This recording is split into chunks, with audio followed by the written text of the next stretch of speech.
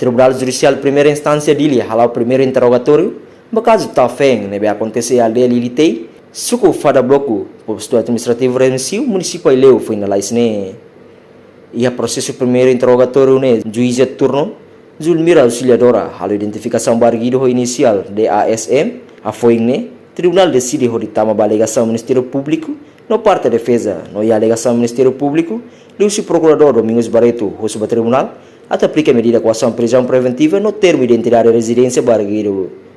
Enquanto parte da defesa barguido União, defensor público Manuel Sarmento, apreciou a alegação Ministério Público, o tribunal atuteto, também da nele, já da condição grave, vai ser ela e Hospital Nacional, Guido Valadares.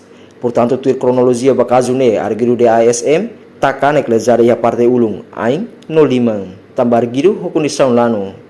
Mas ia depois o tribunal nem decide aplica medida com ação prisão preventiva, também da nele, já da condição grave, né, halo ela tratamento e Hospital Nacional. No arguido do tribunal, o Ministério Público promoveu o crime homicídio tentativa, ou forma agravada, crime arma branca não violência doméstica. E a audiência primeiro interrogatório né, presidiu-se juiz de turno Zulmira Auxiliadora, Ministério Público representa o procurador Domingos Barreto, o procurador estagiário na IRA, enquanto arguido reta assistência legal, o defensor público Manuel Sarmento. Reportagem de Marquita da Silva, Televisão Timor Post.